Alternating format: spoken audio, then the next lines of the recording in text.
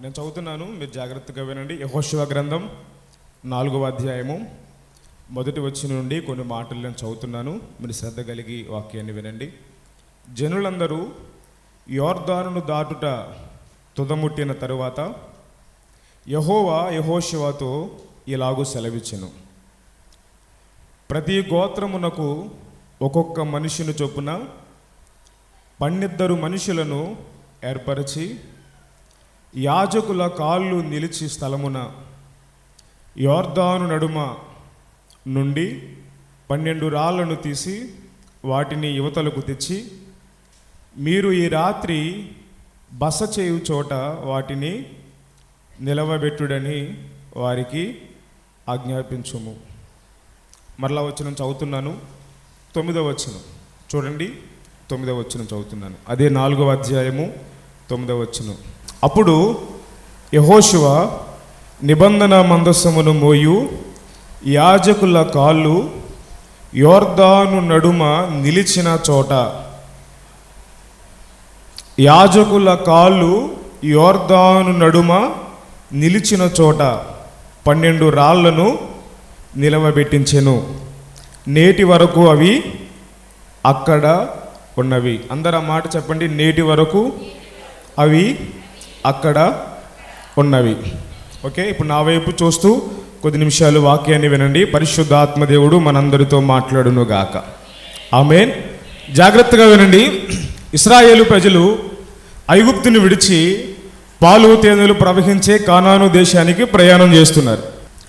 ఐగుప్తుని విడిచిన తర్వాత వాళ్ళు కానాను వైపుగా వారి అడుగులు పడుతున్నాయి. కానాను వైపు వారు ప్రయాణం చేస్తున్నారు. 40 రోజుల్లో వెళ్ళవలసిన వారి ప్రయాణం 40 సంవత్సరాలు పట్టింది. ఈ 40 సంవత్సరాలు వారు ప్రయాణం చేస్తూ అనేకమైన మజిలీలు దాటుకుంటూ వచ్చారు. అంటే అరణ్యాలు దాటుకుంటూ వచ్చారు, సముద్రాలు దాటుకుంటూ వచ్చారు, అనేకమైన భయంకరమైన ఎడారులు వాళ్ళు దాటుకుంటూ వచ్చారు. ఎట్టకేలకు తండ్రి తనతో వాగ్దానం చేసిన ప్రాంతానికి సమీపంగా వచ్చారు. పాలు తేనెలు ప్రవహించే కానాను దేశానికి సమీపంగా వచ్చారు. వారు నిలబడిన చోటు ఏ చోటు అంటే యోర్దాను. చెప్పండి, ఏంటిది? యోర్దాను దగ్గర వారు నిలబడ్డారు. ఆ యోర్దాను దాటి అవతలికి వెళితే పాలు తేనెలు ప్రవహించే కానాను దేశం, దేవుడు ఇస్తానని వాగ్దానం చేసిన దేశం. ఆ దేశానికి వెళ్ళడానికి వారు చాలా సమీపంగా వచ్చారు. మధ్యలో వారికి ఒక యోర్దాను అనే ప్రాంతం వారికి అడ్డుగా నిలిచింది. ఆ యోర్దాను గురించి బైబిల్లో రాయబడిన మాట ఏంటంటే, అది ఎగువ నుండి దిగువకు పారే నది. ఎగువ నుండి దిగువకు పారే నది ఫస్ట్ వన్. రెండవదిగా యోర్దాను అనేది బాగా లోతు కలిగిన ప్రాంతం. చెప్పండి, ఎలాంటిది? లోతు కలిగినది. మూడవది ఏంటో తెలుసా? అది వేగముగా పారే నది. చెప్పండి, ఏంటంట? వేగముగా పారే నది. మీ కాన్సన్ట్రేషన్ అంతా నా మీద పెట్టండి. 1, యోర్దాను ఎగువ నుండి దిగువకు పారుతుంది. 2, యోర్దాను లోతైనది. 3, యోర్దాను వేగముగా ప్రవహించు లేదా వేగముగా పారే నది. హల్లెలూయా. యోర్దానుకి ఆ రోజు ప్రజలు పెట్టిన పేరేంటంటే అది మృత్యువు. ఏంటంట? మృత్యువు, మరణము అని పేరు పెట్టారు వాళ్ళు. ఎందుకంటే అది ఎగువ నుండి దిగువకు పారేనది ఫస్ట్ వన్. రెండవది ఏంటంటే లోతైనది. మూడవది ఏంటంటే అది వేగముగా పారేది కనుక ఎలాంటి గజయితగాడైనా ఆ యోర్దానులో అడుగు పెడితే వాడు ఆ యోర్దాను జయించి బయటకు రాలేడు. ఎందుకంటే దానికి వేగం ఎక్కువ. ఎందుకు దానికి వేగం ఎక్కువ అంటే ఆ నది ప్రవాహం ఎలాగుంటుంది అంటే ఎగువ నుండి దిగువకు ఉంటుంది. ఆ నీటి ప్రవాహం ఎగువ నుండి దిగువకు ఉంటుంది కాబట్టి అన్ని నదుల కంటే యోర్దాను నది యొక్క నీటి ప్రవాహానికి వేగం ఎక్కువ ఫస్ట్ వన్. రెండవది ఏంటంటే అది ఎగువ నుండి దిగువకు పారుతుంది కనుక అన్ని నదుల యొక్క లోతు కంటే దీని లోతు ఎక్కువ, బాగా ఎక్కువ.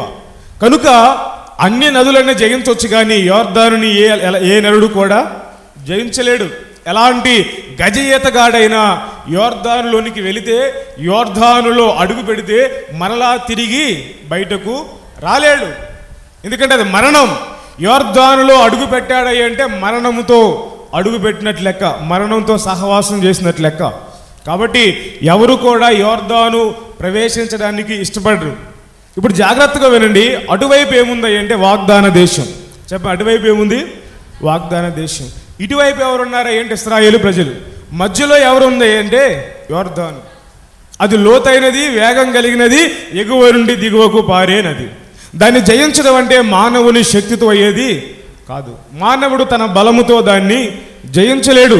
కాబట్టి యెహోషువ భయపడిపోయాడు. అప్పటి వరకు ఇశ్రాయేలు ప్రయాణంలో నాయకుడైన మోషే ఉన్నాడు. ఆ మోషే వెంబడిస్తూ వారికి ఆలోచనలు చెబుతూ, ఆ మోషే గారి ద్వారా దేవుడు అనేకమైన కార్యాలు ఐగుప్తులో చేశాడు. ఆ ఐగుప్తులో కార్యాలు చూసిన ఇశ్రాయేలు ప్రజలు ఐగుప్తుని విడిచి బయటకు వచ్చారు.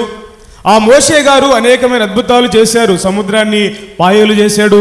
వారికి ఎండ తగలకుండా మేఘము, రాత్రి వెన్నెల దెబ్బ తగలకుండా మేఘస్తంభము, అగ్నిస్తంభముగా దేవుడు నిలిచేటట్లుగా, వారికి ఆకలేస్తే పూరేళ్ళు కురిపించేటట్లుగా, వారికి దాహం వేస్తే బండ నుండి నీళ్లు రప్పించేటట్లుగా అనేకమైన అద్భుతాలు తండ్రి అయిన దేవుడు దైవజనుడైన మోషే గారు ద్వారా దేవుడు జరిగిస్తూ వచ్చాడు.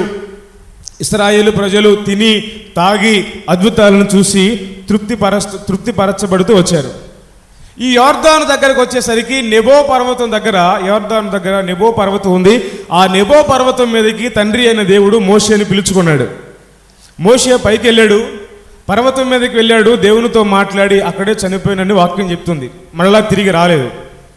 ఇప్పుడు జాగ్రత్తగా వినండి, అప్పటి వరకు వారు నడిపించిన నాయకుడు వారితో లేడు. అద్భుతాలు చేయండి, ఆశ్చర్యకార్యాలు చేయనివ్వండి. ఒక తండ్రి వలె నిలబడి దైవజనుడైన మోషే ఇశ్రాయేలు ప్రజలకు ఎటువంటి హాని కలగకుండా ఆయన వారిని కాపాడుకుంటూ సంరక్షించుకుంటూ యోర్దాను వరకు తీసుకుని వచ్చాడు. ఇప్పుడు మోషే ఉన్నాడా వాడి మధ్య? చెప్పండి, వారి మధ్య మోషే ఉన్నాడా? లేడు. మోషే చనిపోయాడు, లేదా నెబో పర్వతానికి ఎక్కిపోయాడు, మళ్ళా తిరిగి రాలేదు. ఇప్పుడు ఆ అధికారం ఎవరి చేతుల్లో ఉంది అంటే, నాయకుని ఎవరున్నారు అంటే యెహోషువ ఉన్నాడు. యెహోషువ నాయకుడైన మొట్టమొదటిసారి యోర్దాను ఎదురుగా నిలబడింది. యెహోషువకు భయం అనిపించింది. ఏం చేయాలి అర్థం కాల. ఇదివరకంటే మోషే ఉన్నాడు కనుక ఆయన అద్భుతాలు చేస్తున్నాడు, ఆయన ప్రార్థన చేస్తున్నాడు, సముద్రాలు పాయలవుతున్నాయి, ఆయన అద్భుతాలు చేస్తున్నాడు, వీళ్ళు అనుభవిస్తున్నారు. వాళ్ళు ప్రార్థన చేస్తుంటే దేవుడు పూరేలు కురిపిస్తున్నారు, వీళ్ళు తింటున్నారు. ఏ బాధ లేదు మోషేకి, యెహోషువకి. కానీ ఇప్పుడు మోషే లేడు, నడిపించే నాయకుడు లేడు. ఆ బాధ్యత ఎవరి మీద పడింది అంటే యెహోషువ మీద పడింది. యెహోషువకి ఏం అర్థం కావట్లా, దేవుని సన్నిధిలో ప్రార్థన చేస్తున్నాడు. అప్పుడు దేవుడు అన్నాడు, నేను మోషేకి తోడై ఉన్నట్లుగా నేను నీకు తోడై ఉందును. 3వ వచనం 3వ అధ్యాయం చూడండి. యెహోషువ గ్రంథం 3వ అధ్యాయము, యెహోషువ గ్రంథం 3వ అధ్యాయము 7వ వచనాన్ని నేను చదువుతున్నాను, మీరు చూడండి. అప్పుడు యెహోవా యెహోషువతో ఇట్లనెను, నేను మోషేకు తోడై ఉండినట్లు నీకును తోడై ఉందునని ఇశ్రాయేలందరూ ఎరుగునట్లు నేడు వారి కన్నుల ఎదుట నిన్ను గొప్ప చేయ మొదలు పెట్టెదను. స్తోత్రం కలుగును గాక. దేవుడు ఏమన్నాడంటే, యెహోషువ భయపడొద్దు, మోషేకు ఏ విధంగా తోడై ఉండి అద్భుతాలు చేశానో, మోషేకి పక్షంగా నిలబడి ఏ విధంగా సముద్రాన్ని పాయలు చేశానో నేను నీకు తోడై ఉంటాను. నేను నీ పక్షంగా నిలబడతాను. నీవేమీ అధైర్యపడొద్దు, నీవేమి కలవరపడొద్దు. నేను నీతో ఉన్నానని ఈరోజు ఈ జనులందరూ తెలుసుకున్నట్లుగా నేను కార్యాన్ని చేస్తాను అన్నాడు. ధైర్యం పొందుకున్నాడు. దేవుడు మాట్లాడే ధైర్యం వస్తుంది కదండి. అప్పటి వరకు నిరుత్సాహంతో ధైర్యం లేని స్థితిలో ఉన్నాడు, ధైర్యం కోల్పోయిన వానిగా ఉన్నాడు. ఎప్పుడైతే దేవుని స్వరాన్ని విన్నాడో చెప్పసఖ్యము కానంత ధైర్యం గుండెల్లో కూడబెట్టుకుని యెహోషువ జనులందరి ఎదుట ధైర్యంగా నిలబడ్డాడు. దేవుని స్తోత్రం కలుగును గాక. ఇప్పుడు జాగ్రత్తగా వినండి, దేవుడు అన్నాడు, యెహోషువ వారికి ఇలాగూ చెప్పు అన్నాడు. తర్వాత కింద వచ్చిన మీరు చదువుకోండి. ఏం చెప్పాలి? సర్వలోక నాథుని నిబంధన మందసాన్ని మోయుచున్న యాజకులు మొదటిగా యోర్దానులో అడుగు పెట్టాలి. ఏంటంట? చెప్పండి ఏంటంట? యోర్దానులో అడుగు పెట్టాలి. దేవుని స్తోత్రం కలుగును గాక. ఇంకొంచెం గట్టిగా స్తోత్రం చెప్పండి. ఏమని చెప్తున్నాడు దేవుడు? జాగ్రత్తగా వినండి. సర్వలోక నాథుని నిబంధన మందసాన్ని మోయుచున్న యాజకులు మొదటిగా యోర్దానులో అడుగు పెట్టాలి. ఇప్పుడు జాగ్రత్తగా వినండి. యోర్దాన్ అంటే ఏమనుకున్నావు? ఎగువ నుండి దిగువకు పారేది, లోతైనది, వేగంగా పారే నది అనుకున్నాం. ఒక మాటలో చెప్పాలి అంటే యోర్దాను అంటే మరణం. చెప్పండి, యోర్దాన్ అంటే ఏంటి? మరణం. అందరూ చెప్పండి, యోర్దాన్ అంటే ఏంటి? మరణం. యోర్దాన్ అంటే మరణం. ఆ యోర్దానును జయించగలిగినది మానవుని శక్తి చేత అయ్యేది కాదు, మానవుని శక్తికి మించినది యోర్దాను యొక్క బలం. యోర్దానులో అడుగుపెట్టిన ఏ నరుడు బ్రతకలేడు, ఏ నరుడు బ్రతికి బట్టగట్టలేడు, బ్రతికి ఉండలేడు. ఎందుకంటే దానికి అంత బలం ఎక్కువ, దానికి వేగం ఎక్కువ, దానికి శక్తి ఎక్కువ. కానీ ఇప్పుడు దేవుడు అంటాడు, యెహోషువ నువ్వు వెళ్ళి నిబంధన మందసాన్ని మోయుచున్న యాజకులతో ఈ మాట చెప్పు. ఏం చెప్పమంటావు ప్రభువా? ఆ నిబంధన మందసాన్ని మోయుచున్న యాజకులు ఆ నిబంధన మందసాన్ని, సర్వలోకనాథు నిబంధన మందసాన్ని భుజముల మీద మోస్తూ మొదటిగా వెళ్ళి వాళ్ళు కాళ్ళు యోర్దానులో మోపాలి. హల్లెలూయా. ఎవరు మోపాలట? మొదట ఎవరు మోపాలి? నిబంధన మందసాన్ని మోయుచున్న యాజకులు. దేవునికి స్తోత్రం కలుగును గాక. యెహోషువ భయపడ్డాడు. ప్రభువా నేను చెప్తే వాళ్ళు వింటారంటావా? అది ఎగువ నుండి దిగువకు పారేనది. మోషే కాలంలో ఒక అద్భుతం చేసావు కదయ్యా. మోషే ఉన్నప్పుడు, మా నాయకుడైన మోషే ఉన్నప్పుడు ఎర్ర సముద్రాన్ని ఏ విధంగా చేయి చూపిస్తే అది పాయలైపోయిందో ఆ అద్భుతాన్ని చేయి ప్రభువా. ఏ అద్భుతం చేయాలట? ఏ అద్భుతం చేయాలి? మోషే కాలంలో నువ్వు అద్భుతం చేసావు కదా. ఏ అద్భుతం చేసావు? ఎర్ర సముద్రాన్ని పాయలు చేసావు కదా ప్రభువా. ఎట్లా చేశాడు అద్భుతం ఎర్ర సముద్రాన్ని పాయలు అంటే, దేవుడు మోషేతో చెప్పాడు కదా, నీ కర్ర చాపు చాలు. నువ్వు ప్రార్థన చేసి నీ కర్ర, దేవుడు నీకు ఇచ్చిన కర్రను చాపు. ఆ కర్ర చాపుగానే ఏమైపోద్ది? ఎర్ర సముద్రము పాయలైపోద్ది. ప్రభువా అటు అద్భుతం చేయొచ్చు కదా. అది యోర్దాను, అది మరణం. మరణంతో చెలగాటం ప్రభువా. ఓ మానవుడు దాన్ని జయించలేడు కదా. ఏ మానవుడు యోర్దానుని జయించే బలం ఏ మానవునికి లేదు కదా. నీవు కూడా అట్లా అద్భుతం చేయొచ్చు కదా ప్రభువా. చేయి చాపుతాను, దేవా కర్ర చాపుతాను, అద్భుతం చేయయ్యా, యోర్దానును చీల్చయ్యా, యోర్దానులో దారి ఏర్పరిచయ్యా. హల్లెలూయా. దేవుని స్తోత్రం చెప్పండి అని యెహోషువ మనసులో అనుకుంటున్నాడు. కానీ దేవుడు ఏమన్నాడు తెలుసా? సర్వలోకనాథుని నిబంధన మందసాన్ని మోయుచున్న యాజకుని యొక్క పాదములు మోపాలి అన్నాడు. దేవుని స్తోత్రం కలుగును గాక. హల్లెలూయా. ఇప్పుడు జాగ్రత్తగా వినండి, యాజకులు కూడా మనుషులా కాదా? హలో, మీరు మాట్లాడరే? ఎక్కడే ఉన్నవారు స్తోత్రం చెప్పండి. యాజకులు మనుషులా కాదా? చెప్పండి. అందరికి ఉన్నట్లు యాజకునికి భయం ఉంటుందా? ఉండదా? అందరికి ఉన్నట్లు మీకున్నట్లు యాజకునికి కూడా భయాలు ఉంటాయి, కోరికలు ఉంటాయి, ఆశలు ఉంటాయి, వారికి కుటుంబాలు ఉంటాయి. అవునా కాదా? అవునా కాదా? హల్లెలూయా. ఇప్పుడు నిబంధన మందసాన్ని మోయుచున్న యాజకులు నలుగురు నిలబడ్డారు. ఎంతమంది చెప్పండి? నలుగురు. ఈ 20 లక్షల మందికి నిబంధన మందసాన్ని మోయించే యాజకులు ఎంతమంది అంటే నలుగురు. ఈ నలుగురు దగ్గరికి వెళ్ళి యెహోషువ చెప్తున్నాడు, దేవుడు నాతో మాట్లాడాడు, ఎర్ర సముద్ర క్షమించండి యోర్దాను పాయలే మార్గం దేవుడు నాతో చెప్పాడు. ఏంటి చెప్పండి నాయకుడా అంటున్నారు వాళ్ళు. ఏమీ లేదు, మీరేమీ అధైర్యపడద్దు, దేవుడి మాట మీతో చెప్పమన్నాడు. ఏంటి చెప్పండి? భయపడుతున్నాడు. యెహోషువ నోటిలోండి మాట బయటకు రావట్లా, భయపడుతున్నాడు. ఎందుకంటే ఆ యోర్దాను చూసి సర్వ సమాజం కూడా భయపడుతుంది. అందులో ఎవడు సాహసించి అడుగు పెట్టడానికి ఇష్టపడట్లేదు. ఎందుకంటే అది మరణం కనుక. అందులో అడుగు పెడితే మరెన్నడూ తిరిగి రాని లోకానికి పోతారు కనుక మీరు మొదట వెళ్ళి, నిబంధన మందసాన్ని మోయుచున్న యాజకులు మీరు మొదట వెళ్ళి యోర్దానులో అడుగు పెట్టాలట. హల్లెలూయా. యోర్దానులో అడుగు పెట్టాలట. ఏమంటారా అని భయపడుతున్నాడు యెహోషువ. ఏమంటారంటావు భయపడుతున్నాడు. వింటారంటావా మాట? లోబడతారంటావా? మేమెందుకు పెట్టాలి? మేము చచ్చిపోతే మా పిల్లం పరిస్థితి ఏంటి? మా పిల్లల పరిస్థితి ఏంటి? మా కుటుంబం పరిస్థితి ఏంటి? మా పరిస్థితి ఏంటి? మమ్మల్ని చంపేద్దాం అనుకుంటున్నావా అంటాడేమో యాజకులు. భయపడుతున్నాడు యెహోషువ. కానీ ఆ నిబంధన మందసాన్ని మోయుచున్న యాజకులు మారు మాట మాట్లాడలేదు. అయ్యా నాయకుడా, మీరు చెప్పినట్లుగానే మేము యోర్దానులో మొదట అడుగు పెడతాం. దేవుని స్తోత్రం చెప్పండి. దేవుని స్తోత్రం కలుగును గాక. యాజకుడు అంటే ఎవరో తెలుసా? దేవుని స్తోత్రం చెప్పండి. ప్రజల విమోచన కొరకు అవసరమైతే మరణంలో కూడా అడుగు పెట్టేవాడే దైవజనుడు. ఒక మాట మీతో చెప్తాను, చదవండి. సంఖ్యాకాండంలోనికి రండి. సంఖ్యాకాండం 16వ అధ్యాయంలోనికి రండి. ఒక అద్భుతమైన మాట మీతో చెప్తాను. దైవజనుడు అంటే ఎవరంటే 16వ అధ్యాయం 48వ వచనం చదవండి. అందరూ చదవాలి ఆ మాట. అందరికి దొరికిందన్న వారి స్తోత్రం చెప్పండి. దొరికిన వారే చెప్పండి, అందరూ చెప్పొద్దు. దొరికిందా? ఇప్పుడు అందరూ ఏకస్వరంతో చెప్పండి. చచ్చిన వారికిని అట్లాగా చెప్పొద్దు, అందరూ ఏకస్వరంతో చెప్పాలని చెప్పాను. అందరూ చదవాలి. అందరూ ఒకే మాటతో చెప్పండి. అతడు చచ్చిన వారికిని బ్రతికి ఉన్న వారికిని మధ్య నిలిచినవాడు. హల్లెలూయా. ఎవడనుకున్న దైవజనుడు అంటే చచ్చిన వానికిని బ్రతికిన వానికిని మరణానికిని జీవానికి మధ్య నిలబడేవాడు దైవజనుడు. హల్లెలూయా. సేవకుల్లో 2 రకాల సేవకులు ఉన్నారు. మాకు జరుగుతున్న బైబిల్ తర్బీదులో దైవజనులు చెప్పిన మాట ఏంటంటే సేవకుల్లో 2 రకాల సేవకులు ఉన్నారు. ఒకటి ప్రతిష్టత కలిగిన సేవకులు, 2 ప్రతిష్టతను కోల్పోయిన వారు. హల్లెలూయా. చెప్పండి చెప్పండి, ఎవరు? ప్రతిష్టత కలిగిన సేవకుడు, 2 ప్రతిష్టత లేని సేవకుడు. ఇంకా చెప్పాలి అంటే ప్రతిష్టత లేని సేవకుని గురించి 4 మాటలు చెప్పాలి అంటే ఈ ప్రతిష్టత లేని సేవకుడు పొట్టకూటి కొరకు సేవ చేస్తాడు. చెప్పండి, దేని కొరకు?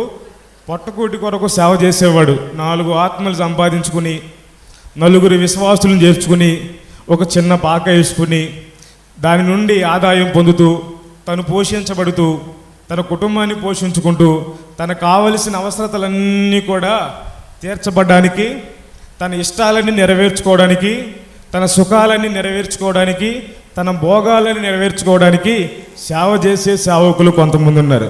హల్లెలూయా. మీరు జాగ్రత్త గుర్తుపెట్టుకోండి. అలా సేవ చేసే సేవకులు కొంతమంది ఉన్నారు, తన సొంత కోరికలు నెరవేర్చుకునే వాళ్ళు. హల్లెలూయా. జాగ్రత్తగా వినండి. బైబిల్లో సేవకుని దేనికి పోల్చబడింది అంటే కెరూబులకు పోల్చబడింది.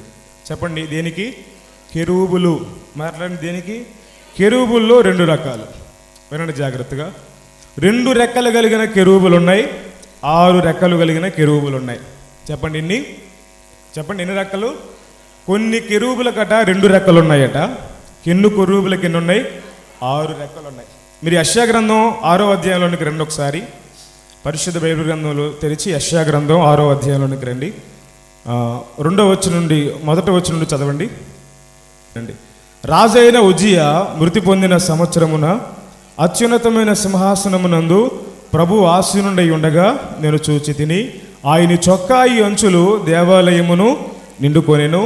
ఆయనకు పైగా శరాపులు నిలిచి ఉండిరి. శరాపులు అనే చోట పైన 1 అని అంకేసి కింద ఫుట్నోట్లో రాశారు చూడండి. మహాదూతలు. ఏంటంట? మహాదూతలు నిలిచి ఉండిరి. ఒక్కొక్కరికి 6 రెక్కలుండెను. ఎన్ని ఉన్నాయట? 2 రెక్కలతో చదవండి, తర్వాత కంటిన్యూ చేయండి. ఒక్కొక్కరికి 6 రెక్కలు ఉండెను.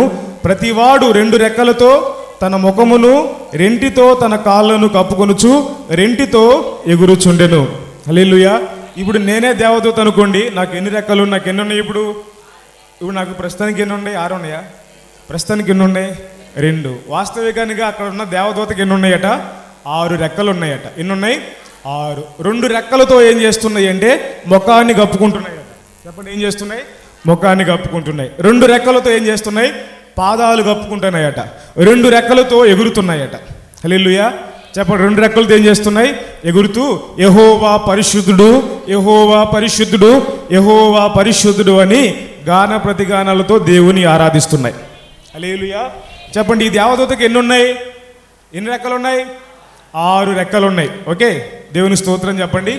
ఈ కెరూబు అంటే దేవదూత. ఈ దేవదూతకి ఎన్ని రెక్కలు ఉన్నాయి? 6 రెక్కలు ఉన్నాయి. ఈ కెరూబు దేనికి సూచన అంటే దైవ సేవకునికి సూచన. చెప్పండి, ఎవరికి? దైవ సేవకునికి సూచన. ఇప్పుడు ప్రత్యక్ష గుడారం తెలుసు కదా మీకు.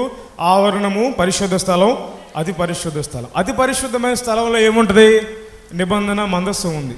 నిబంధన మందస్సం మీద 2 కెరూబులు ఉంటాయి. ఎన్ని కెరూబులు ఉంటాయి? 2 కెరూబులు ఉంటాయి. ఆ కెరూబులకి ఎన్ని రెక్కలు ఉంటాయి? ఆ కెరూబులకు 2 రెక్కలే ఉన్నాయి. 6 ఎక్కడ ఉన్నాయి? ఒకసారి చూపి. ఉందా నీ దగ్గర? ఒకసారి చూపి. ఉందా? దాంట్లో ఉండాలిగా, మందస్సం ఉందా? మరి వాళ్ళకు కూడా చూడాలిగా. హల్లెలూయా. నిబంధన మందస్సం చూశారా? అందరూ చూశారా లేదా? చూడకపోతే రేపు ఆదివారం పట్టుకొస్తా. ఓకే, దాని మీద మూత మీద 2 కెరూబులు ఒకదానికొకటి ఏకాండంగా ఉంటాయి. వాటికి ఎన్ని రెక్కలు ఉంటాయి? 2 రెక్కలే ఉంటాయి. హల్లెలూయా. అతి పరిశుద్ధ స్థలంలో ఉన్న నిబంధన మందసం మీద ఉన్న కెరూబుకి ఏమో 2 రెక్కలు ఉన్నాయి, ముందు ఉంటారు. ఈ 6 రెక్కలు కలిగిన సేవకులు ఏం చేస్తారు అంటే 2 రెక్కలతో ముఖాన్ని కప్పుకుంటారు, 2 రెక్కలతో దేహాన్ని కప్పుకుంటారు.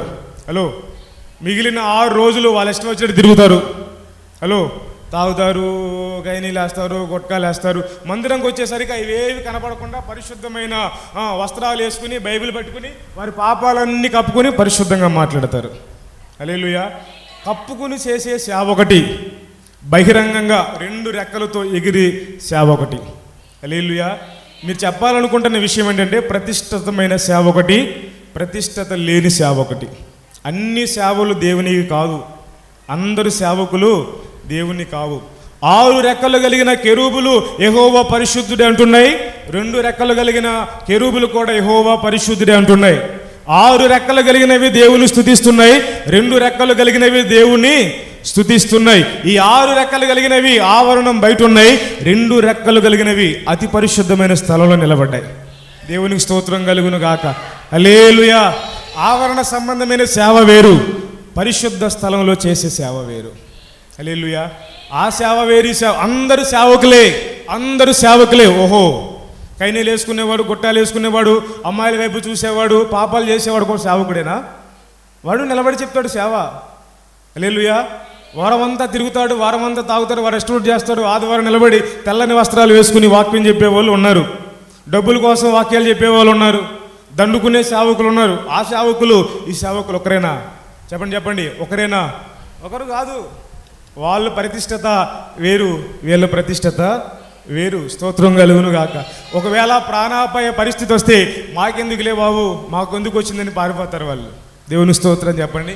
కానీ నిజంగా ప్రతిష్టత కలిగిన సేవకుడు చచ్చిన వారికి బ్రతికిన వారికి మధ్యలో నిలబడతాడు. గట్టిగా స్తోత్రం చెప్పండి. హల్లెలూయా. ఎక్కడ నిలబడతాడు చెప్పండి? చచ్చిన వానికి బ్రతికిన వానికి మధ్యలో. మరణానికైనా సరే తెగించి ప్రజల పక్షముగా నిలబడేవాడు ఎవరైనా ఉన్నారంటే అది ప్రతిష్టత కలిగిన సేవకుడు మాత్రమే. దేవుని స్తోత్రం కలుగు. ప్రజలందరూ భయపడుతున్నారు, అయ్యా మాకొద్దు, అందరు వెనకపోతున్నారు. కానీ నిబంధన మందసం కొరకు ప్రతిష్ఠించుకున్న సేవకులు, వారికి 6 రెక్కలు లేవు అంటే వారికి వేరే ఆలోచన ఏమీ లేదు, వారికి వేరే ఉద్దేశం లేదు. వారు దేవుని సేవకే ప్రతిష్ఠించుకున్నారు. చావైనా బ్రతుకైనా దేవునితో అని ఒక ఒడంబడిక చేసుకున్న వాళ్ళు. హల్లెలూయా. డబ్బు కోసం కాదు, ధనం కోసం కాదు, నిబంధన మందసం కొరకు ప్రతిష్ఠించుకున్న యాజకులు ఉన్నారు. ఆమేన్ చెప్పండి. నిబంధన మందసం కొరకు, పరిచర్య కొరకు పానార్పణంగా పోయబడుతున్న సేవకులు ఈరోజు కూడా ఉన్నారు. హల్లెలూయా. దండుకునే వాళ్ళు ఉన్నారు. నేను చెప్తున్నాను వినండి, దండుకునే వాళ్ళు ఉన్నారు. పరిచర్య కొరకు ప్రాణాన్ని సహితం పానార్పణముగా పోయబడే సేవకులు ఉన్నారు. హల్లెలూయా. ఇప్పుడు పానార్పణంగా అంటే ఒక వాటర్ బాటిల్లో నీళ్ళు ఉన్నాయి, ఈ నీళ్లు కింద పోసాను, అవి మరలా ఎత్తుకోవడం కుదిరిద్దా? చెప్పండి, ఎత్తుకోవడం కుదిరిద్దా? పోసేశాడు. అలాగే నేను చెప్తున్నాను, ప్రతిష్టత కలిగిన సేవకులు వారి ప్రాణాన్ని బలిపీఠం మీద ప్రజల క్షేమము కొరకు పోయబడిన సేవకులు ఉన్నారు. హల్లెలూయా. వారి స్వార్థం కొరకు సేవ చేసే సేవకులు ఉన్నారు. దేవుని పరిచర్య కొరకు ప్రతిష్ఠించుకున్న సేవకులు ఉన్నారు. వీళ్ళకి ఎన్ని రెక్కలు ఉన్నాయి అంటే 2 రెక్కలు ఉన్నాయి. వీరికి వేరే ఆలోచన ఉండదు. వీరికి ఉన్న ఆలోచన ఏంటంటే నా బ్రతుకైతే బ్రతుకుట క్రీస్తు, చావైతే మరణం. హల్లెలూయా. నా మటుకైతే బ్రతుకుట క్రీస్తే, బ్రతికితే ఆయన కోసం బ్రతుకుతాను, చస్తే ఆయన కోసం చస్తాను. నా బ్రతుకు మూలంగానైనను నా చావు మూలంగానైనను నా ద్వారా తండ్రి మహిమపరచబడాలి. హల్లెలూయా. నేను బ్రతికినా నా తండ్రికి మహిమ రావాలి, నేను చచ్చినా నా తండ్రికి మహిమ రావాలి. హల్లెలూయా. ఒకవేళ నేను బ్రతికిన ఏ చోట నిలబడినా నా తండ్రికి మహిమ రావాలి. ఒకవేళ దేవుడు నన్ను చంపితే గనక నా చావు మూలంగా కూడా దేవుడికి ఏం రావాలి? మహిమ రావాలి. హల్లెలూయా. వేరే ఆలోచన లేదు. కలిసి వస్తే సేవ చేస్తాను, కలిసి వస్తే విశ్వాసులను ప్రేమిస్తాను, కలిసి రాకపోతే ప్రేమించవా? ప్రేమించను. కలిసి రాకపోతే అయ్యగారు మాకు ఈ సంఘం వద్దు, అయ్యగారు వేరే సంఘానికి మార్చండి. ఎందుకని ఆ సంఘం వద్దంటున్నావు? రావట్లేదా? హల్లెలూయా. 4 ఉన్నారు, 40 రూపాయలు కానుక వస్తుంది, అంతే కదా, 40 రూపాయలు కానుక వస్తుంది. అదే 40,000 కానుక వస్తే వదులుకుంటావు సంఘాన్ని? అని వదులుకుంటారా? 40,000 వస్తే ఎన్ని రాజకీయాలు ఏం చేసి అక్కడే ఉంటావు, అవునా కదా? ఎన్ని రాజకీయాలు ఏం చేస్తావు? అక్కడ నలుగురే వస్తున్నారు కాబట్టి ఎంత వస్తుంది? 40 రూపాయలు 50 రూపాయలకే కానుక వస్తుంది. కాబట్టి అయ్యగారి దగ్గరికి వచ్చి మా అనుభవాలు చెప్తున్నాను. సంపాదనకి లోకంలో ఎన్నో మార్గాలు ఉన్నాయి, అవునా కదా? లోకంలో లక్షల కొలది మార్గాలు ఉన్నాయి. డబ్బు సంపాదించుకోవాలంటే, ఆస్తులు సంపాదించుకోవాలంటే లోకంలో 1,00,000 మార్గాలు ఉన్నాయి. దేవుని పరిచర్యే చేయవలసిన అవసరం ఏమీ లేదు. ఈరోజు చాలా గమనించండి, ఇది కూడా ఒక బిజినెస్ అయిపోయింది. సేవ కూడా ఏమైపోయింది చెప్పండి? బిజినెస్ అయిపోయింది. రాను రాను రాను రాను సంఘం ఎలా మారిపోయింది అంటే బిజినెస్. అందుకనే ఒకప్పుడు సంఘం అంటే భయపడేవాళ్ళు, ఈరోజు సంఘం అంటే చాలామందికి చులకనైపోయింది, చాలామందికి లోకువైపోయింది. కారణం ఏంటో తెలుసా? బిజినెస్. సేవ అనేది ఒక బిజినెస్ అయిపోయింది, సంఘం అనేది ఒక బిజినెస్ అయిపోయింది. ఎంత వచ్చింది, ఎంత ఖర్చు పెట్టాను, ఎంత వచ్చింది, మీటింగ్ పెట్టినా ఎంత వచ్చిందో చూసుకుంటున్నాడు, మందిరం కట్టినా ఎంత వచ్చిందో చూసుకుంటున్నాడు, ఏది చేసినా ఎంత వచ్చింది, ఎంత వచ్చింది, ఎంత వచ్చింది. కారణం ఏంటంటే ప్రతిష్టత లేని సేవకుడు, పొట్టకూటి కొరకు సేవకు వచ్చిన వాడు. స్తోత్రం కలుగును గాక. చెప్పండి, దేనికోసం వచ్చాడు? పొట్టకూటి కొరకు సేవకు వచ్చాడు. కష్టం వస్తే ఒకలాగా ప్రేమిస్తాడు, కష్టం రాకపోతే ఒకలాగా ప్రేమిస్తాడు. ఇచ్చేవారిని ఒకలాగా ప్రేమిస్తాడు, ఇయ్యని వారిని ఒకలాగా ప్రేమిస్తాడు. దేవుని స్తోత్రం కలుగును గాక. కారణం ఏంటంటే మనోడికి ఎవరంటే ఇష్టం అంటే ఇచ్చేవాళ్ళు. వాళ్ళ ఇంటికి వెళ్తాడు, వాళ్ళ దగ్గర టీ తాగుతాడు, వాళ్ళనే ప్రేమిస్తాడు, వాళ్ళనే పలకరిస్తాడు, మిగిలిన వారిని పలకరించడు. కారణం ఏంటంటే మనోడు దండుకున్నాడు, వాళ్ళ దగ్గర బాగా వస్తున్నాయి కాబట్టి వాళ్ళతోనే మాట్లాడతాడు, మిగిలిన వాళ్ళతో మాట్లాడరా? ప్రతిష్టత కలిగిన సేవకుడు అంటే ఏంటో తెలుసా? చచ్చిన వానికి బ్రతికిన వానికి, అంటే మరణానికి జీవానికి మధ్యలో నిలబడేవాడు. హల్లెలూయా. అప్పటికే దేవుని ఉగ్రత భయంకరంగా ఇశ్రాయేలు ప్రజల మీదకి వస్తుంది. భయంకరంగా దేవుని ఉగ్రత ఇశ్రాయేలు ప్రజల మీదకి వస్తుంటే వెంటనే మోషే అహరోనుని పిలిచి, అహరోను, నువ్వు ధూపార్తెను చేతబట్టుకుని, ధూపములో నిప్పు బలిపీఠం దగ్గర నిప్పులు వేసుకుని ధూపార్తెను చేతబట్టుకుని పరిగెత్తుకుని వెళ్ళి నిలబడు, చచ్చిన వారికి బ్రతికిన వారికి మధ్యలో నిలబడు. అప్పుడే ఆ ప్రాంతం అంతా కూడా దేవుని ఉగ్రత చేత నింపబడింది. చెప్పండి, దేని చేత? దేవుని ఉగ్రత చేత ఆ ప్రాంతం అంతా నిలబడింది. మోషే అంటాడు, నువ్వు ధూపార్తి చేత పట్టుకుని దేవుని ఉగ్రత కుమ్మరించబడిన ఆ ప్రాంతానికి వెళ్ళి ఇప్పటి వరకు చచ్చిన వారికి బ్రతికిన వారికి మధ్యలో నిలబడు. అయ్యా, అక్కడ నిలబడితే దేవుని ఉగ్రతను తాలుకునేవాడు ఉన్నాడయ్యా. నేను చచ్చిపోతే నా కుటుంబం ఏమైపోద్ది, నాకున్న 4 కొడుకులు ఏమైపోతారు, నా భార్య ఏమైపోద్ది, ఏమీ ఆలోచన చేయలా. ధూపార్తిని చేత పట్టుకున్నాడు. ముసలివాడు అహరోను ఎవరో తెలుసా? ముసలివాడు. అప్పటికి 120 సంవత్సరాల వయసు. చెప్పండి, ఎంత? 120 సంవత్సరాల వయసు కలిగిన అహరోను ధూపార్తిని చేత పట్టుకుని అందులో నిప్పులు వేసుకుని అందులో ధూప చూర్ణం వేసుకుని పరిగెత్తుకుంటా వెళ్ళి చచ్చిన వారికి బ్రతికిన వారికి మధ్యలో ఇలా నిలబడిపోయాడట. దేవుని స్తోత్రం కలుగును గాక. అప్పటికే కొన్ని లక్షల మంది దేవుని ఉగ్రత గురై చచ్చిపోయారు. కొంతమంది చచ్చిపోతున్నారు. తెగులు పాగుతూ వెళుతుంది. దేవుని ఉగ్రత పాగుతూ వెళుతుంటే చచ్చిన వారి దగ్గర నిలబడిపోయాడట. దేవుడు అంటున్నాడు, అహరోను, నువ్వు తప్పుకో, వారిని చంపేస్తాను ఈరోజు అన్నాడు దేవుడు. అహరోను అన్నాడు, ప్రభువా, ఇప్పటి వరకు చచ్చిన వారి సంఖ్య చాలు, ఇక మీదట ఒక్కడు కూడా చావడానికి వీల్లేదు. దేవుడు అంటాడు, అహరోను, నువ్వు తప్పుకోవయ్యా, వాళ్ళు చేసిన పాపాన్ని బట్టి వాళ్ళని చంపేయాలి నేను, వాళ్ళు చేసిన తిరుగుబాటును బట్టి వాళ్ళని చంపేయాలి నేను. దేవుడు అంటాడు, అహరోను అంటాడు, ఇప్పటి వరకు చాలు ప్రభువా, ఇక మీదట ఒక్కరైనా చావాలి అంటే మొదట నన్ను చంపు. హల్లెలూయా. ఏమన్నా తెలుసా? మొదట నన్ను చంపు, నన్ను చంపిన తర్వాత వెళ్ళి ఇశ్రాయేలు ప్రజలను చంపు. దేవుని స్తోత్రం కలుగును గాక. దేవుడు ఒక్క క్షణం ఆగిపోయాడు. హల్లెలూయా. దేవుడు ఒక్క క్షణం ఆగిపోయాడు. దేవుని ఉగ్రత వస్తుంటే ప్రజల మీదకి మధ్యలో నిలబడిపోయి నన్ను చంపిన తర్వాత నా ప్రజలను చంపు. ఏమి త్యాగం అండి! హల్లెలూయా. ఏమి త్యాగం, ఏమి సమర్పణ! యెహోషువ అంటాడు, ఆ మరణం ఎగువ నుండి దిగువకు పారే నది, వేగవంతమైన నది, లోతైన నది, అందులోకి వెళ్ళి మీరు అడుగు పెట్టాలి అంటే, అరే ఒక్క మాట అన్నా మాట్లాడరే. అరే యెహోషువ, మా కుటుంబం వచ్చిన తర్వాత మా పిల్లలు నువ్వే చూసుకోవాలి అన్నారా? అనలేదే. నా భార్య ఏమైపోద్ది అనలేదే. నా బిడ్డలు ఏమైపోతారు అనలేదే.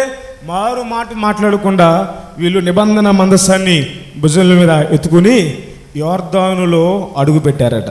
దేవుని స్తోత్రం కలుగునా. మరణానికి కూడా సిద్ధపడి సేవకుడు ఏం చేశాడంటే ప్రజల విమోచన కొరకు, ప్రజలు వాగ్దానాన్ని చేరుకోవాలని, ప్రజలు విమోచించబడాలని, ప్రజలు ధరిని చేరుకోవాలని యోర్దానులో మరణంలో నిలబడిన వారు ప్రతిష్ఠించబడిన సేవకులు. దేవునికి స్తోత్రం కలుగునుగాక. హల్లెలూయా. కరోనా టైంలో కూడా ఇదే ప్రార్థన ఆత్మీయ తండ్రి గారి నోట చూసాం. జరుగుతున్న భయంకరమైన మరణాలు ఇవన్నీ చూసి కలవరం చెంది దైవజనులు ప్రతిరోజు ఒక్క ప్రార్థన చేసేవాళ్ళు. ప్రభువా, వాళ్ళ ప్రాణానికి ప్రతిగా నా ప్రాణం తీసుకో. నా ప్రజల పక్షంగా నాకు ఇవ్వబడిన బెయేర్షెబా సహవాస సంఘాలు అనేక మంది, నాకు తెలిసిన వారు, తెలియని విశ్వాసులు అనేక మంది ఉన్నారు. నా సహవాసంలో ఏ ఒక్కరి ప్రాణం పోవడానికి వీల్లేదు. వారి ప్రాణం తీసుకోవాలంటే మొదట నా ప్రాణం తీసుకో. మీరు లైవ్ చూడండి, ఇప్పటికీ ఆ ప్రార్థనలు ఉంటాయి. మీరు కరోనా టైంలో దైవజనులు చేసిన ప్రార్థనలో ఉంటాయి. మీరు నా సంఘ బిడ్డల్లో ఒక్కరి ప్రాణం తీసుకోవాలన్నా మొదట నా ప్రాణం తీసుకో. నన్ను చంపిన తర్వాత నా వాళ్ళ మీదకి ఆ తెగులు రానివ్వు. నా చావు తర్వాత నా వాళ్ళ మీదకి ఆ తెగులు రానివ్వు. దేవుని మహాకృప, దేవుడు కరోనా టైంలో కూడా సంఘాన్ని అద్భుతంగా సేవకుని కాపుదల్లో సంరక్షించుకున్నాడు ఆయన. దేవునికి స్తోత్రం కలుగును గాక. సేవకుని కాపుదల అనేది, సేవకుని విలువ అనేది చాలామందికి తెలియదు. ఈరోజు ఎందుకు చెప్తున్నాను జాగ్రత్తగా వినండి. ప్రభు చెప్పమన్నాడు కాబట్టి చెప్తున్నాను, వినండి.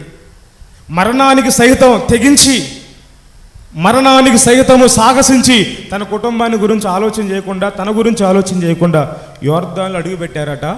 ఎగువ నుండి పారే నది, వేగవంతంగా పారే నది ఏకరాశిగా నిలిచిపోయినట.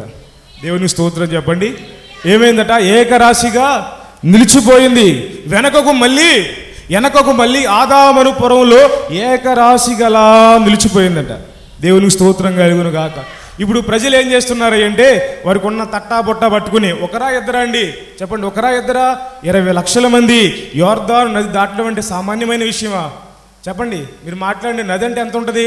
సుమారు ఒక 7-8 కిలోమీటర్లు, 10 కిలోమీటర్లు వెడల్పు ఉంటుంది. వీళ్ళ భుజముల మీద ఏముందో తెలుసా? మందస్సం, బరువు. వారి భుజముల మీద బరువు ఉంది. 10 మంది దాటడం అంటే అనుకోవచ్చు. సరే, ఒక 2 గంటలు నిలబడ్డారండి. ఎంతమంది అయ్యంటే 20 లక్షల మంది. అందులో ముసలోళ్ళు ఉంటారు, నడవగలిగిన వాళ్ళు ఉంటారు, నడవలేని వాళ్ళు ఉంటారు, చిన్నపిల్లలు ఉంటారు, వృద్ధులు ఉంటారు. ఆఖరి వాడు యోర్దాను నది దాటేంత వరకు ఆ భారాన్ని మోస్తూ ఆ యోర్దానులో నిలబడిన వాడు దైవజనుడు. దేవునికి స్తోత్రం కలుగునుగాక. హల్లెలూయా. ఆఖరి వాడు సైతం ఎన్ని రోజులు దాటారో నాకు తెలియదు. 20 లక్షల మంది, సుమారు 15-20 కిలోమీటర్ల దూరాన్ని 20 లక్షల మంది దాటుతుంటే వీళ్ళు మారు మాట మాట్లాడకుండా, కాలు కదపకుండా భారాన్ని మోస్తూ యోర్దానులో నిలిచిపోయారు. దేవుని స్తోత్రం కలుగునుగా. ఆ యోర్దానులో నిలిచిన యాజకుని కష్టం ఎవరైనా చూస్తున్నారంటే ఎవరు చూడట్లా. ఎవడు పలకరిస్తున్నాడు? ఎవరు పలకరించట్లా. ఎవడికి వాడే వెళ్ళిపోవాలి. అద్దరికి వెళ్ళిపోవాలి. నేను అనుకుంటున్నాను, కనీసం పలకరించిన వాడు ఉన్నాడా? అయ్యా దైవజనుడా, నీకు భారాన్ని మోసు, నీ భుజాలు పుండు పడిపోయినాయి కదా, కాస్తంతా నువ్వు తప్పుకో, నేను భుజంగా ఆపిస్తానన్నవాడు ఎవడైనా ఒక్కడని ఉన్నాడా? ఎవడికి వాడే ఏమనుకుంటున్నాడు అంటే యోర్దాను దాటేయాలి, నేను నా పిల్లలు క్షేమంగా వెళ్ళిపోవాలి, నేను నా పిల్లలు క్షేమంగా వెళ్ళిపోవాలి, నేను నా కుటుంబం వెళ్ళిపోవాలి. అందరిదే తొందరలో ఉన్నారు. నేను నాకు కలిగింది తొందరగా వెళ్ళిపోవాలి. ఒకవేళ యోర్దాను మరలా వచ్చేస్తే నేను ఉండకూడదు, నేను వెళ్ళిపోవాలి. అందరూ ఆ తొందరలోనే ఉన్నారు. కానీ భారాన్ని మోస్తున్న యాజకుని పట్టించుకునేవారు ఉన్నారా చెప్పండి. ఒక్కడన్నా నిలబడి యాజకుని పరామర్శించినట్టు కానీ, యాజకుని భుజముల మీద బరువు, నేను ఒక 5 నిమిషాలు మోస్తాను దైవజనుడా, ఒక 5 నిమిషాలు తప్పుకో, నేను భారాన్ని మోస్తాను. మా కోసమే కదా నువ్వు నిలబడింది, మా కోసమే కదా నువ్వు సమర్పించుకుంది, మా కోసమే కదా ఈ యోర్దానులో మరణంలో నిలబడింది. ఒక 5 నిమిషాలు నీ భారాన్ని నేను పంచుకుంటానయ్యా, ఒక 5 నిమిషాలు నీ కష్టాన్ని నేను పంచుకుంటానయ్యా. నీ బారు మోసి పుండ్లు పడిపోయి ఉంటుంది నీ భుజం. ఒక 5 నిమిషాలు సేదరొచ్చు కదా, ఒక 5 నిమిషాలు కూర్చోవచ్చు కదా. అయ్యా దైవజనుడా, నేను మోస్తానని ఒక్కడు కూడా పరామర్శించడం లేదు. అందరు ఎవరికి వారే వెళ్ళిపోతున్నారు. ఈ సేవకుని గుండె నీరైపోద్దా లేదా చెప్పండి, మాట్లాడరే. ఈ సేవకుని గుండె నీరైపోద్దా లేదా? అందరు ఎవరి స్వార్థాన్ని బట్టి వాళ్ళు దాటుకుంటూ పోతా ఉన్నారు. ఈ యాజకులు మాత్రం మరణంలో మందసాన్ని పట్టుకుని నిలబడ్డారు. హల్లెలూయా. మందసాన్ని పట్టుకుని నిలబడ్డారు. అరే, ఒక్కడన్నా పలకరిస్తాడేమో, ఒక్కడన్నా ఒక గుటక నీళ్ళు ఇస్తాడని చూస్తుంటే ఒక్కడు కూడా పలకరించట్లా. అయ్యా ఎలా ఉన్నావు పాస్టర్ గారు, దైవజనుడా ఎలా ఉన్నావు? అరే, సంఘం కొరకు ప్రతిష్ఠించుకుని, సంఘం కొరకే సమర్పించుకుని, సంఘం కొరకే సేద తీరుస్తూ, సంఘం కొరకే సర్వస్వాన్ని వదులుకొని, సంఘ క్షేమాభివృద్ధి కొరకే నిరంతరం ఆలోచన చేస్తూ ప్రార్థన చేస్తున్న సేవకుని కొంతమంది కనీసం ఫోన్ చేసి, దైవజనుడా ఎలా ఉంది, ఈరోజు ఆరోగ్యం బాగుందా, ఈరోజు ఎట్లా ఉన్నావు అనే మనసు కూడా కొంతమంది సంఘంలో విశ్వాసకు రాదండి. అదేంటో అర్థం కాదు. హల్లెలూయా. మీ అవసరతలో కష్టాలు అన్నీ వచ్చి పంచుకుంటారు, ఏమాత్రం ఆలోచన చేయకుండా మీకోసం భారాన్ని మోస్తారు, ఉపవాస ప్రార్థన చేస్తారు, మీకోసం జ్ఞాపకం చేస్తారు. అలాంటి సేవకుని కనీసం పరామర్శించాలన్న ఆలోచన కూడా కొంతమందికి ఉండదు. ఒకసారి చెప్తాను, జాగ్రత్తగా వినండి. ఎవరికి వాళ్ళే వెళ్ళిపోతున్నారు, వీళ్ళు మాత్రం అలాగే నిలబడ్డారు. ఆఖరి వాడు చేరేంత వరకు వీళ్ళు స్వార్థంతో ఒకవేళ చిచ్చి ఒక్కడు కూడా పలకరించట్లేదు, ఒక్కడు కూడా మా కష్టాలు అర్థం చేసుకోవట్లేదు, ఒక్కడు కూడా మా భారాన్ని అర్థం చేసుకోవట్లేదు అని మందసాన్ని వదిలేస్తే మరలా యోర్దాను మరలా ఎగువ నుండి పారుతుంది. కాబట్టి మరలా అందరి ప్రాణాలు కోల్పోతాయి. ఎవడు పలకరించకపోయినా, ఎవరు పరామర్శించకపోయినా, ఎవరు సేద తీర్చకపోయినా ఆ దైవజనులు ఆ యోర్దాను నడుమ ఆ నిబంధన మందసాన్ని పట్టుకుని ఆఖరి వాడు వెళ్ళిపోయేంత వరకు అలాగే యోర్దానులో నిలిచిపోయారట. దేవుని స్తోత్రం కలుగును గాక. హల్లెలూయా. ఇప్పుడు మరలా చదవండి, 4వ అధ్యాయం 2వ వచనం చదవండి, ముగిస్తాను. 4వ అధ్యాయం 2వ వచనం చదవండి, యెహోషువ గ్రంథం.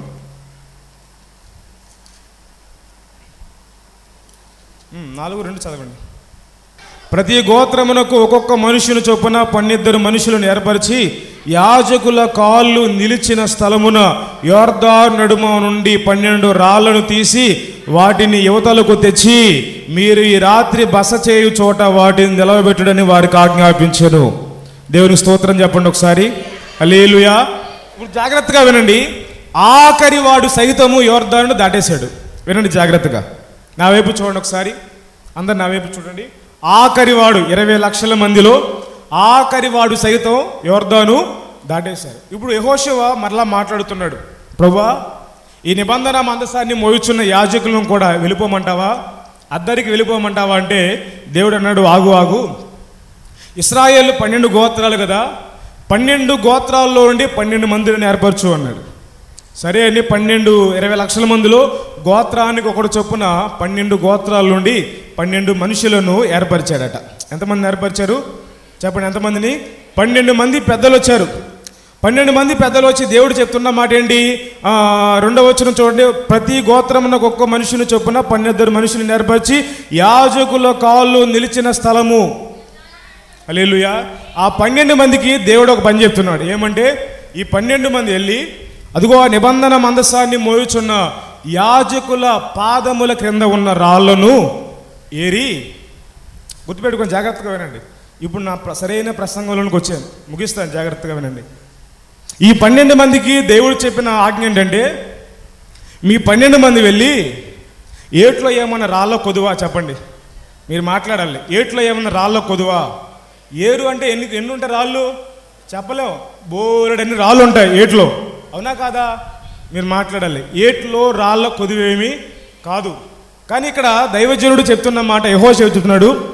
ఏమంటున్నాడంటే 12 మంది వెళ్ళి యాజకులు నిలిచారు కదా, వాళ్ళ పాదముల క్రింద కొన్ని రాళ్ళు ఉన్నాయి, ఆ రాళ్లను ఏరి ఈరోజు మీరు నివసించే ఆ రాత్రి అక్కడ ఒక స్తంభాన్ని నిలవబెట్టండి. 2 యోర్దాను నడిమన ఒక స్తంభాన్ని నిలవబెట్టండి. హల్లెలూయా. జాగ్రత్తగా వినండి. ఎన్ని స్తంభాలు? 2 స్తంభాలు. ఒకటి యోర్దాను నడిమ. ఎక్కడంట? యోర్దాను నడిమ. 9వ వచనం నేను చదువుతున్నాను, వినండి. 4వ అధ్యాయము 9వ వచనం. 4వ అధ్యాయము 9వ వచనం నేను చదువుతున్నాను. అప్పుడు యెహోషువ నిబంధన మందసమును మోయు యాజకుల కాళ్ళు యోర్దాను నడిమ నిలిచిన చోట 12 రాళ్లను నిలవబెట్టించెను. నేటి వరకు అవి అక్కడే ఉన్నవి. స్తోత్రం కలుగును గాక. ఇప్పుడు జాగ్రత్తగా వినాలి, నా వైపు చూస్తూ వినాలి. ఒక 5 నిమిషాల వాక్యాన్ని మిగిస్తాను. దేవుడు చెప్తున్నాడు, ఆ యాజకులు నిలిచిన ఆ పాదములు నిలిచిన పాదాల క్రింద ఉన్న రాళ్ళని వేరి యోర్దాను నడిమ ఒక స్తంభాన్ని, 12 రాళ్ళని పెట్టి ఒక స్తంభాన్ని పెట్టండి.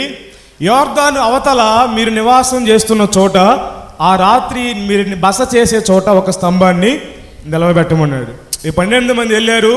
ఏటిలో ఉన్న ఏ రాయి ముట్టుకోలేదు. ఈ నిబంధన మందసాన్ని మోయుచున్న యాజకుని పాదముల క్రింద ఉన్న రాళ్ళను ఏరి ఆ యోర్దానులో రాయి పెట్టి ఒక స్తంభంగా పేర్చారు. మరలా చెప్తున్నాను, వాళ్ళు కింద గొయ్యి ఏమి తీయలేదు, పునాది ఏమి వేయలేదు, పుట్టింగిలు ఏమి వేయలేదు, సిమెంట్ ఏమి రాయలేదు. రాయి మీద రాయి, రాయి మీద రాయి, రాయి మీద రాయి. ఒక ప్రశ్న అడగనా, ఈ రాళ్ళు ఎక్కడవి? ఈ రాళ్ళు ఎక్కడవి? నిబంధన మందసాన్ని మోయుచున్న యాజకుని కాళ్ళ వద్ద ఉన్న రాళ్ళు. ఓకే, ఈ పాయింట్ మీకు గుర్తుపెట్టుకోండి.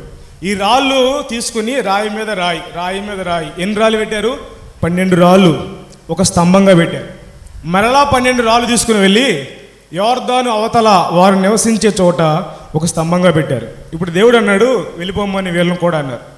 వీళ్ళు కూడా అద్దరిని దాటి వెళ్ళిపోయారు. యోర్దాను వెళ్ళిపోయిన తర్వాత మరలా దేవుడు యోర్దాను నదికి ఆజ్ఞాపించాడు. ఇప్పుడు ఒక మాట మిమ్మల్ని అడుగుతాను. ప్రవహించే ఒక కాలవ, ఆ కాలవికి నువ్వు ఆనకట్టేసావు. ప్రవహించే కాలకి ఏం వేసావు? ఆనకట్ట వేసావు. ఆనకట్ట వేయడం వలన ఈ నీటి మట్టం ఏమవుతూ వస్తుంది? ఏమొస్తుంది? పెరుగుతూ వస్తుంది. అవునా కాదా? నువ్వెంత ఎత్తు స్తంభాన్ని పెట్టావు, అడ్డుగా పెట్టావు, ఆ నీటి మట్టం ఏమవుతుంది? కొంచెం కొంచెం కొంచెం కొంచెం పెరుగుకుంటూ వస్తుంది. ఒకేసారి నువ్వు పెట్టిన ఆ కట్టకి అడ్డుగా పెట్టిన ఆ అడ్డు తీసేస్తే ఏమవుతుంది? మునుపటి వేగం కంటే 10 రెట్ల వేగంతో నీళ్ళు ప్రవహిస్తుంది. అవునా కాదా? మీరు మాట్లాడండి. హల్లెలూయా. ఇప్పుడు జాగ్రత్తగా వినండి. దేవుడు ఆదాము అనే పురంలో ఆనకట్ట వేశాడు. ఎందుకని? ఇశ్రాయేలు ప్రజలు దాటి వెళ్ళాలని. ఈ ఆనకట్ట వేసిన తర్వాత నీటి మట్టం పెరుగుతూ వచ్చింది. ఒకేసారి దేవుడు ఏం చేశాడు? ఏంటి? ఆనకట్ట తీశాడు. ఇది వరకు ఉన్న వేగం 10 రెట్లు. ఇప్పుడు ఆనకట్ట తర్వాత ఇప్పుడు ప్రవహించే వేగం దానికి 100 రెట్లు అయిపోయింది. ఇది వరకు ఉన్న వేగం కంటే ఎక్కువ వేగంతో ఆ నీరు ఏం చేస్తుంది? ప్రవహిస్తూ వేగముగా ఆ నదిలో ప్రవహిస్తూ ఉంది. హల్లెలూయా. వేగముగా ఎగువ నుండి కిందికి ఎలా కొడితే నిలబెట్టిన రాళ్ళు పడిపోవాలా, నిలబడాలా? చెప్పండి. లెక్క ప్రకారం ఏమవుతాయి? రాళ్ళు నిలబడతాయా, పడిపోతాయా? పడిపోతాయి. అవునా కాదా? ఆ రాయికి మధ్య ఏమన్నా వేశారా? ఏం వేయలేదుగా. కింద గొయ్యితో లేదు, ఐరన్ వేయలేదు, సిప్స్ ఏమి వేయలేదు. రాయి మీద రాయి, రాయి మీద రాయి నిలబెట్టారు అంతే. హల్లెలూయా.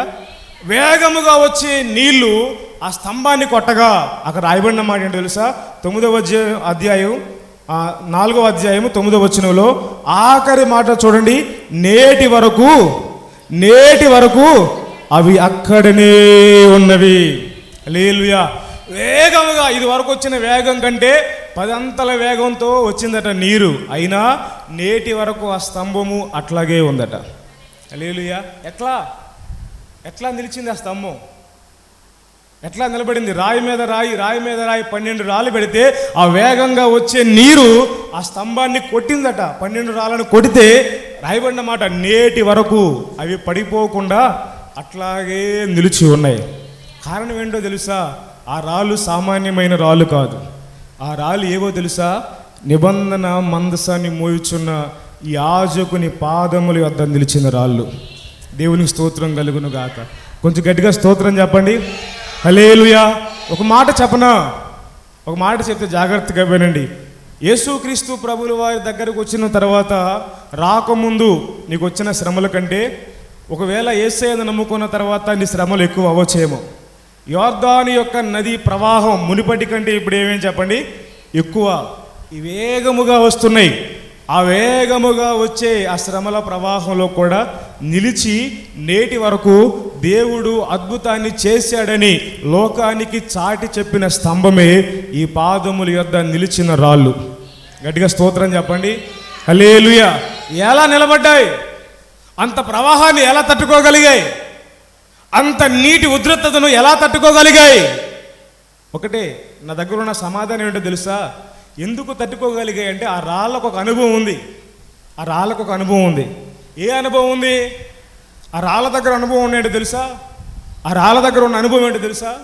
పాదముల యొద్ద, యాజకుని పాదముల యొద్ద నిలిచే అనుభవం ఆ రాయికి ఉంది. దేవునికి స్తోత్రం చెప్పండి. హల్లెలూయా. చెప్పండి. ఎక్కడుంది? యాజకుని పాదముల యొద్ద. నిబంధన మందసాన్ని మోయుచున్న యాజకుని పాదముల యొద్ద నిలిచిన అనుభవం ఎవరికి ఉంది చెప్పండి? ఆ రాయికి ఉంది. కాబట్టి ఎన్ని శోధనలైనా సహించగలిగాయి. హల్లెలూయా. ఒక మాట చెప్పన్నా, నా హృదయాంతరంగంలో ఒక మాట, నువ్వు నిజంగా యాజకుని ఆనుకునే వ్యక్తివైతే, యాజకునితో సహవాసం కలిగిన వాడవైతే, నిబంధన మందసాన్ని మోయుచున్న యాజకుల పాదముల యొద్ద నిలిచిన రాయివైతే గనక ఎన్ని శ్రమలు వచ్చినా, ఎన్ని కష్టాలు వచ్చినా క్రీస్తు కొరకు అంతము వరకు నిలబడే వ్యక్తిగా నీవు ఉంటావు. హల్లెలూయా. ఆ రాళ్ళు ఎవరు చూస్తున్నాయో తెలుసా? నిబంధన మందసాన్ని మోయుచున్న యాజకుని చూస్తున్నాయి. చెప్పండి, ఎవరిని చూస్తున్నాయి? నిబంధన మందసాన్ని మోయుచున్న యాజకుని చూస్తున్నాయి. ఆ యాజకుని త్యాగాన్ని చూస్తున్నాయి. ఆ యాజకుని నడవడికను చూస్తున్నాయి. ఆ యాజకుడు పడుతున్న ప్రయాసను చూస్తున్నాయి. రోడ్డు మీద తిరిగే వాడికి ఏం తెలుసండి యాజకుని ప్రయాస, యాజకుని కష్టము, యాజకుని కన్నీరు, యాజకుని యొక్క కష్టము, యాజకుని యొక్క ప్రయాస ఆదివారం వచ్చిపోయేడు వాడికి తెలియదు, ఆనుకునేవాడికి తెలుస్తుంది. హల్లెలూయా. చెప్పండి, ఎవరికి తెలుస్తుంది? ఆనుకునేవాడికి తెలుస్తుంది. పాదాల దగ్గర నిలిచిన వాడికి తెలుస్తుంది యాజకుని ప్రయాస ఏంటో, యాజకుని ప్రతిష్టత ఏంటో, యాజకుని సమర్పణ ఏంటో, యాజకుని కన్నీరేంటో, యాజకుడు పడుతున్న ఇబ్బందులు ఏంటో పాదాల దగ్గర నిలిచిన రాయికి తెలుస్తుందండి. హలో, ఆదివారం వచ్చిపోయే రాయికి తెలీదు. ఆ వచ్చి రాయి అట్లాగైనా మాట్లాడుతుంది, మా యాజకుడు అదేని, మా యాజకుడు ఇదని, మావోడు అట్లని, మావోడు ఎట్లని, ఈ ఏదైనా మాట్లాడుతుంది. ఎందుకంటే ఆ యాజకుని కష్టం ఆ రాయికి, హలో, ఆ రాయికి తెలియదు కదా.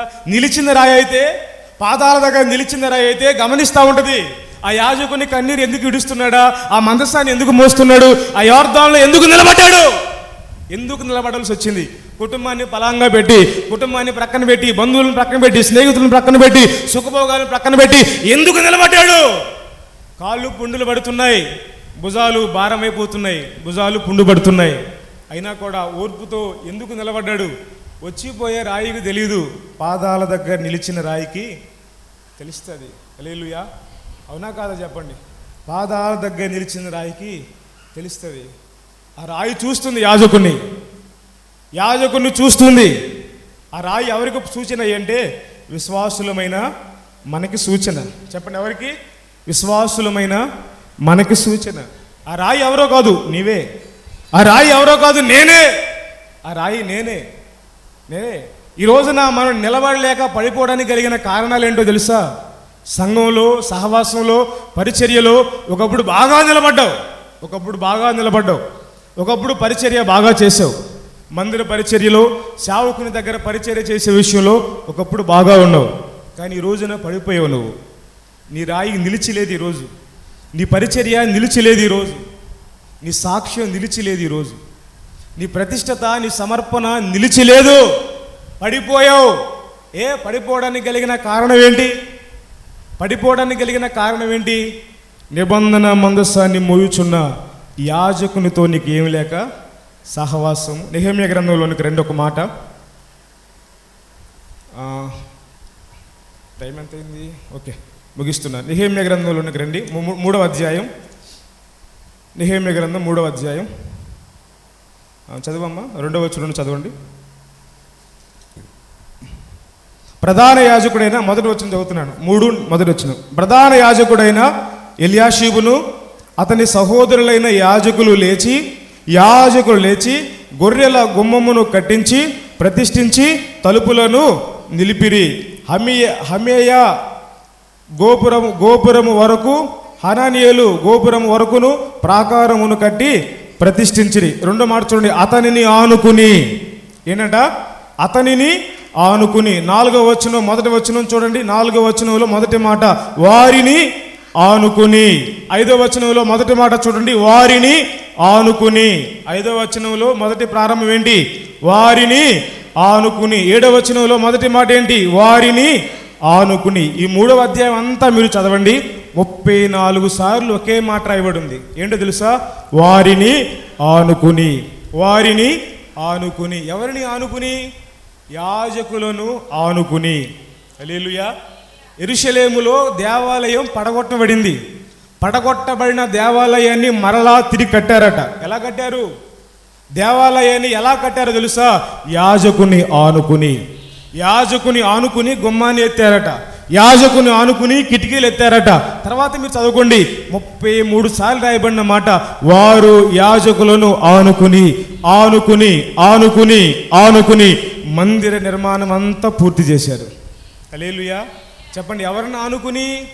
యాజకుని ఆనుకోవాలి. హల్లెలూయా. నువ్వు యాజకుని ఆనుకుని, నీవు యాజకుడు, ఇద్దరు ఆనుకుని పరిచర్య చేసినప్పుడు మనం చేయాలనుకున్న కార్యాన్ని దేవుడు సంపూర్ణం చేస్తాడు.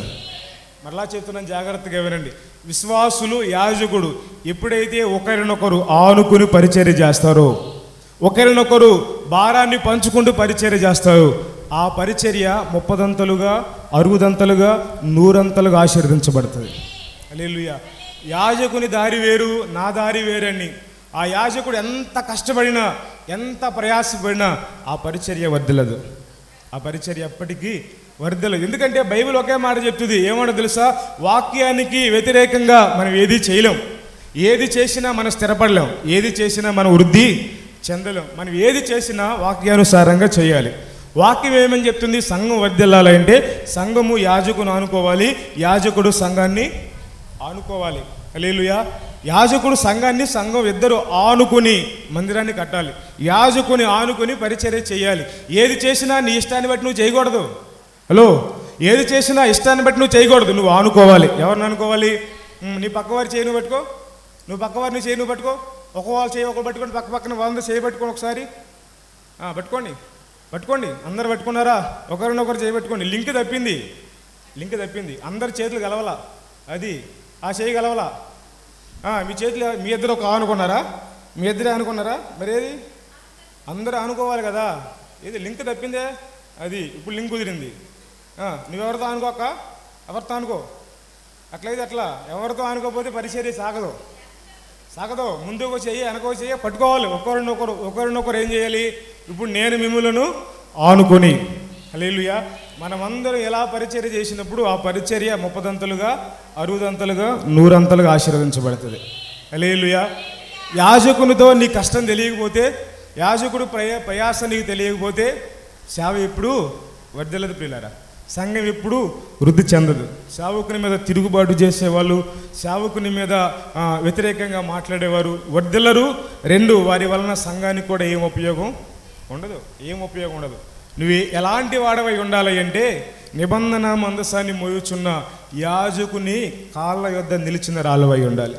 హల్లెలూయా.